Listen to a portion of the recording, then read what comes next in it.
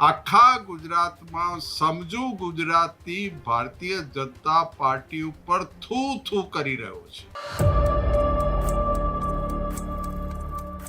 ભારતીય જનતા પાર્ટીનું નેતૃત્વ કેટલું સત્તા લાલસુ છે। 156 17 કોંગ્રેસના આવ્યા, એમાંથી તોડ્યા।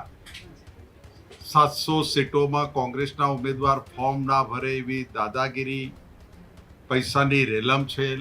22 સભ્યો છે, એમાં 12 કોંગ્રેસના છે ને 10 ભાજપના છે। દિયોદર તાલુકા પંચાયત કોઈ પણ ભોગે ભાજપની બનાવી છે।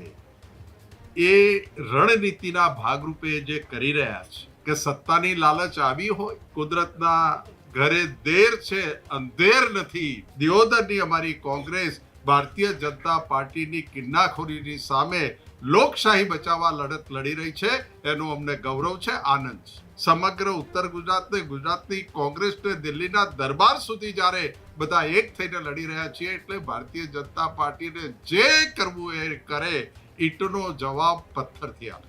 આવતીકાલે સવારે 11 વાગે થશે હોદ્દેદારોની વરણી। કોંગ્રેસે ચૂંટણી રદ થતા વિરોધ પણ નોંધાવ્યો હતો। પ્રાંત અધિકારીની અધ્યક્ષતામાં યોજાઈ હતી બેઠક।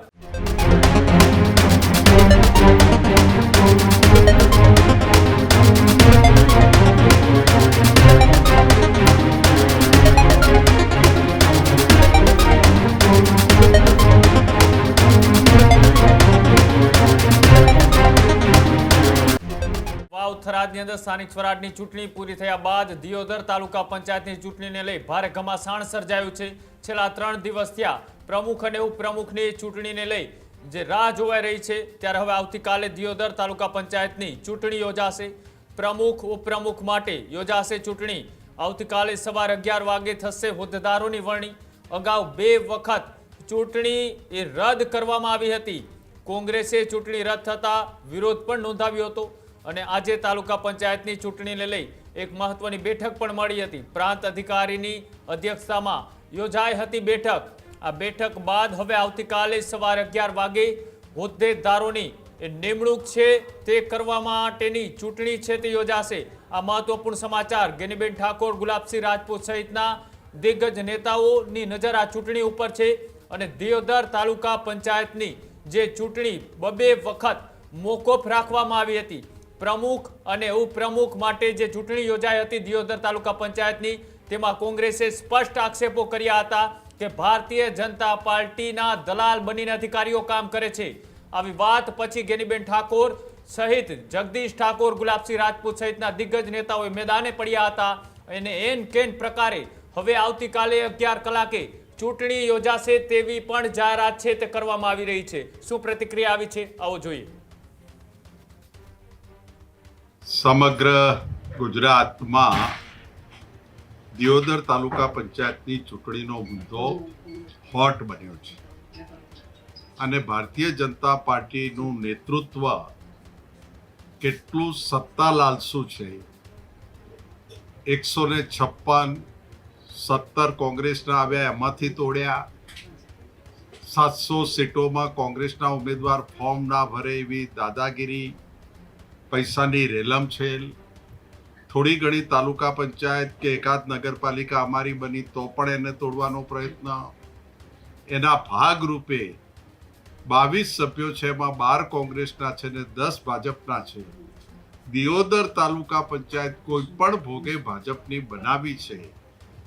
એ રણનીતિના ભાગરૂપે જે કરી રહ્યા છે, પણ એક જે પ્રેગ્નન્સીમાં અમારી દીકરી છે અને એને ટાર્ગેટ કરીને જે મુદતો ઉપર મુદત પાડી રહ્યા છે, એ વાત સોશિયલ મીડિયાના અને આપ બધા મિત્રોએ જે મીડિયામાં બતાવી છે, આખા ગુજરાતમાં સમજુ ગુજરાતી ભારતીય જનતા પાર્ટી ઉપર થૂ થૂ કરી રહ્યો છે કે સત્તાની લાલચ આવી હોય, પૂરા દિવસો જતા હોય, ડિલિવરીની તારીખ આપી હોય ને એ હોસ્પિટલ જતી રહે તો અમારી સત્તા બની જાય। આ જે સત્તા લાલસા ભારતીય જનતા પાર્ટી દેખાડે છે, હું આપના મીડિયાના મિત્રો દ્વારા કહેવા માંગુ છું કે જે કાવતરાઓ દિયોદરમાં ભાજપનું શીર્ષ નેતૃત્વ કરી રહ્યું છે, તમે લખી રાખો, એક દિવસ જોજો આ દીકરી ઉપર જે અત્યાચાર છે, કોંગ્રેસના 12 સભ્યો ઉપર જે અત્યાચાર છે, કોંગ્રેસના કાર્યકરો ઉપર 307 જેવી ગંભીર કલમો લગાવીને દબાવી દેવાનો પ્રયત્ન થયો છે. કુદરતના ઘરે દેર છે, અંધેર નથી. એક દિવસ એમને પણ કુદરતને જવાબ આપવો પડશે. અને સમગ્ર ગુજરાતની કોંગ્રેસ વતીથી મારા બબ્બર શેઠ સભ્યોને મળવા આવ્યો છું. અમારા સેવામાંથી માંડીને ઉંમરલાયક માણસ, એનો સંઘર્ષ જુઓ, તાકાત જુઓ.